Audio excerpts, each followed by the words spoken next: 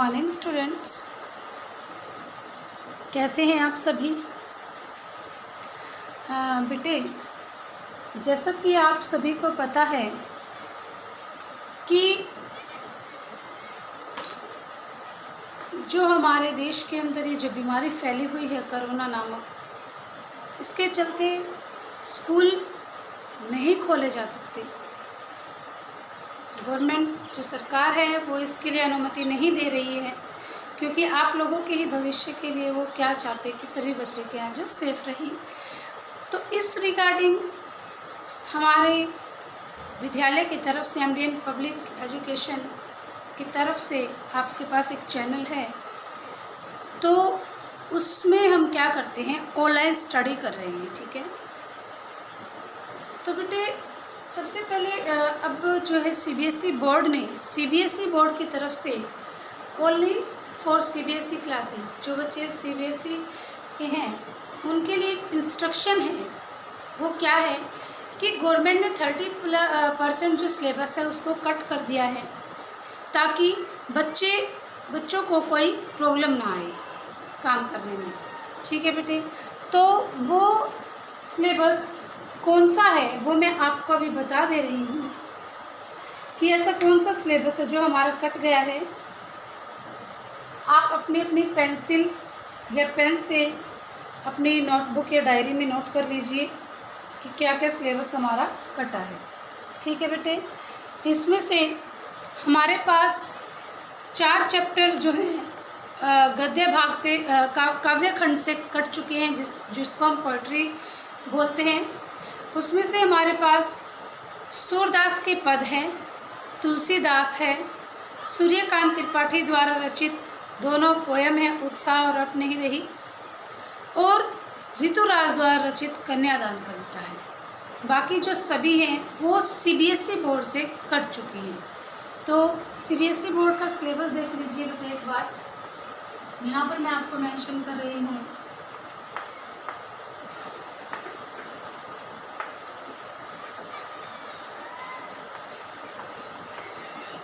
CBSE के लिए ये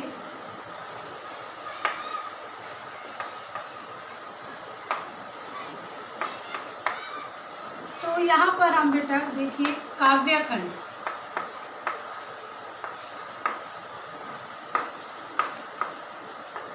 काव्य जो हमारा खंड है उसमें से हमारे पास जो जो पाठ है मैं वो लिख रही हूँ।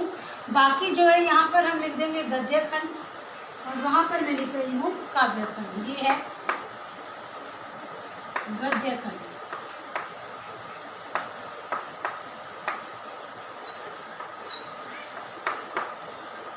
और यहाँ पर काव्य खंड। जो जो चैप्टर हमारे पास हैं वो लिख रही हूँ, बाकी सब इसमें से कट हो चुके हैं। तो फर्स्ट चैप्टर लिखिए बेटे, हमारे पास है सूरदास द्वारा रचित है। पाठ का नाम क्या है, कूदो तुम तो अति बड़भागी, ये वाला है। यहाँ पर लिख देती हूँ, कूदो तुम तो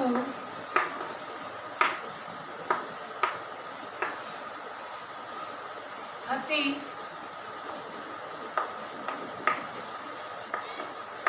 बड़भागी। सेकंड चैप्टर हमारे पास है तुलसीदास द्वारा रचित है, वो तुलसीदास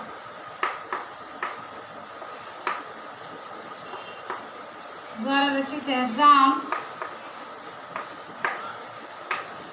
लक्ष्मण व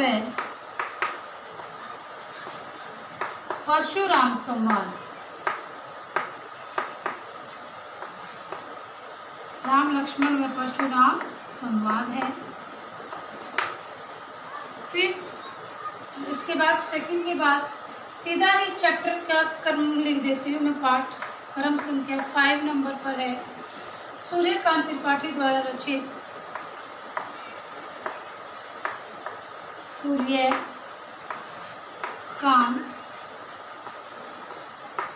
त्रिपाठी, निराला की जो 2 कविताएं हैं, उत्साह और दूसरी है हट नहीं रही, ये कविताएं हैं इनकी। एक और है ऋतुराज द्वारा रचित, हमारे पास ऋतुराज जी की है,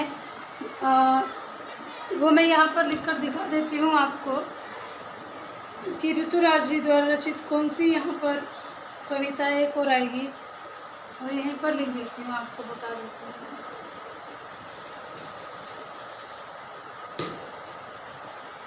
उस कविता का नंबर है, देखिए आप, 8वां।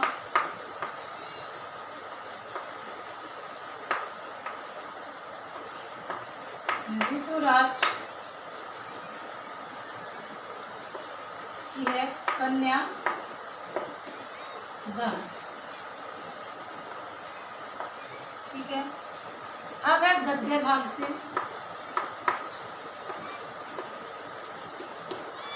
गद्य भाग में है हमारे पास नेताजी का चश्मा और स्वयं प्रकाश द्वारा रचित। यहाँ पर चैप्टर संख्या है 10, स्वयं प्रकाश।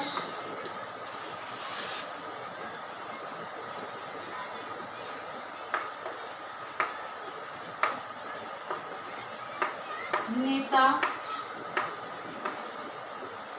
जी का चश्मा, और 11वां चैप्टर है राम वृक्ष, बेनीपुरी जी द्वारा रचित है, ये लिखा गया है उनके द्वारा। ये है बाल गोविंद भगत, बाल गोविंद भगत। 12वां चैप्टर हमारे पास आता है लखनवी अंदाज, यशपाल जी द्वारा रचित है।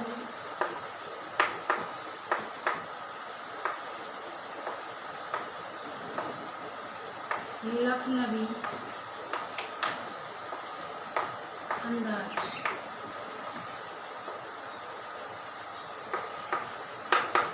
चैप्टर मानवीय करुणा की दिव्य चमक, वो हमारे पास है सर्वेश्वर दयाल सक्सेना जी के द्वारा रचित। मानवीय, यहाँ पर उनका ही नाम लिख देते हैं पहले, लेखक का सर्वेश्वर दयाल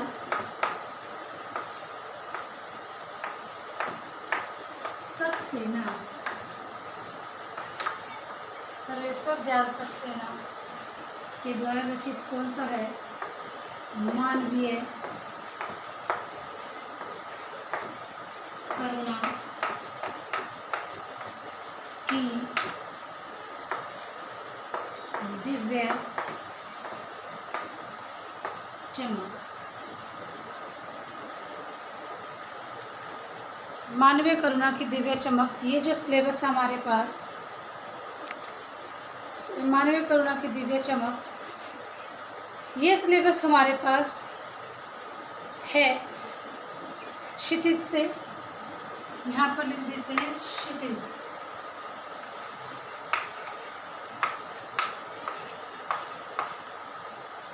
क्षितिज से है ये हमारे पास 10th क्लास।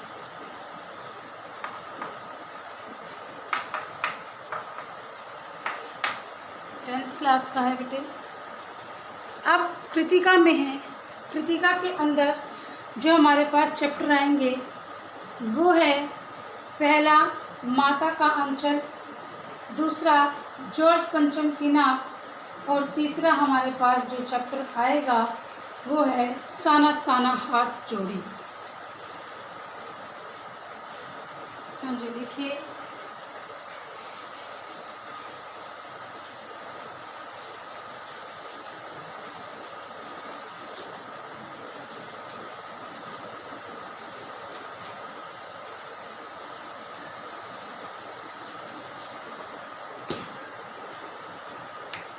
ये है कृतिका से।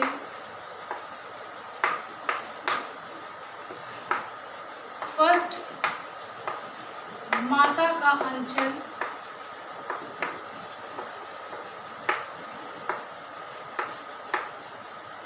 शिव पूजन सिंह सहाय के द्वारा लिखा है। शिव पूजन सिंह के द्वारा। सेकंड है जॉर्ज पंचम की नाम। जॉर्ज पंचम की नाम, ये हमारे पास लिखा हुआ है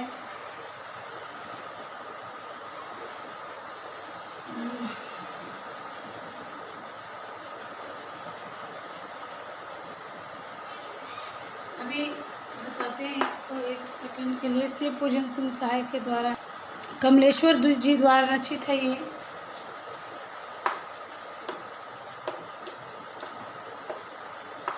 कमलेश्वर साना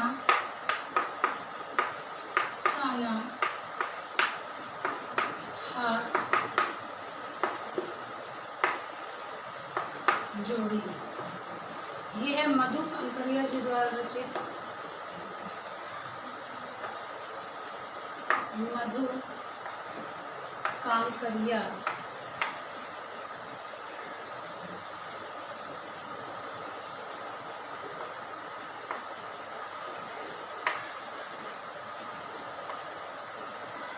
ठीक है बेटा, ये सिलेबस है जो हमारा सीबीएसई बोर्ड की तरफ से निर्धारित किया गया है। अब फिर अब हम करेंगे, आज आगे का सिलेबस करते हैं। उसके अंदर हमने दंतोरित मुस्कान पाठ नंबर 6 कर चुके थे, जिसके रचयिता नागार्जुन जी थे।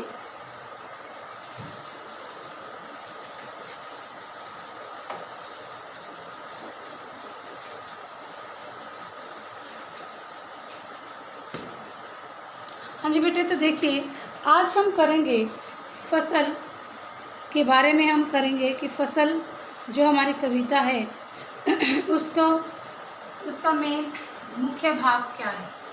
यहाँ पर हम कर रहे हैं फसल, किसके द्वारा रचित है। इसके कवि इधर ही लिख देती हूँ। इसके कवि हैं नागा अर्जुन। ठीक है, पाठ नंबर 6 है ये। कवि इसके हैं नागार्जुन जी। इसमें फसल जो कविता है उसका मुख्य जो भाव है वो क्या बताया है कवि ने बेटे। इसमें कहा है कवि ने कि जो हमारे पास फसल उगती है ना खेतों में, यानी कि जो हमारे पास फसल उगती है खेतों में, उस फसल को पककर तैयार होने में या उस फसल के उगने में, फलने फूलने में केवल ना तो मनुष्य का हाथ है और केवल ना ही प्रकृति का हाथ है। अगर हम बात करें तो कुल मिलाकर कवि ने क्या कहने की कोशिश की है। कवि ने ये कहने की कोशिश की है कि जो फसल है हमारे पास, फसल के अंदर जो फसल को पककर तैयार होने में, उसके फलने फूलने में मनुष्य और प्रकृति दोनों का हाथ है। मनुष्य और प्रकृति दोनों का हाथ है। प्रकृति के विभिन्न उत्पादनों की सहायता से फसल फलती फूलती है, पककर तैयार होती है, जैसे पानी से, धूप से, हवा से, इन सभी से, मिट्टी से, इन सभी की प्राकृतिक जो उत्पादन है ये, इनसे फसल पककर तैयार हो रही है। ठीक है। सेकंड बात अगर हम करें, अगर मनुष्य मेहनत नहीं करेगा तो भी फसल पककर तैयार नहीं होगी। तो यहाँ पर जो बात कही गई है कवि ने, क्या कही है, कवि ने यही बात बोली है कि फसल को पककर तैयार होने में, फलने फूलने में मानव और प्रकृति दोनों की ही अहम भूमिका होती है। तो स्टूडेंट्स, अब हम पंक्ति टू पंक्ति यानी कि लाइन टू लाइन अब हम इसकी व्याख्या करेंगे। ध्यान से सुनना बेटा। देखिए, फसल एक के नहीं, दो के नहीं, ढेर सारी नदियों के जल का जादू है। यानी कि कवि ने ये कहा है कि जो फसल है वह एक या दो नदी से मिलकर तैयार, नदी के पानी से मिलकर तैयार नहीं होती, अपितु फसल को फलने फूलने में अनेक नदियों के पानी की आवश्यकता होती है। अर्थात जो फसल पक कर तैयार होती है, वो जो पानी है वो फसल के लिए एक जादू के समान है। फिर कहते हैं, एक के नहीं, दो के नहीं, लाखों लाख कोटि कोटि मानव के हाथों की स्पर्श की गौरव है ये। यानी कि कोटि कोटि, कोटि कोटि देखिए, कोटि कोटि का अर्थ होता है यहाँ पर करोड़ों, कोटि होता है करोड़ों, गौरव होता है हाथों का गौरव है, गौरव होता है महिमा, ये गरिमा होती है, गौरव सॉरी, महिमा यानी कि गौरव।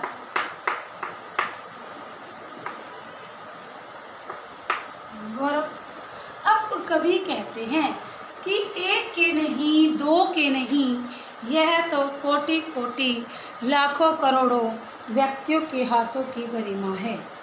अब इसमें कवि कहते कि एक या दो मनुष्य के मेहनत करने से फसल तैयार नहीं होती। वो कब तैयार होती है फसल?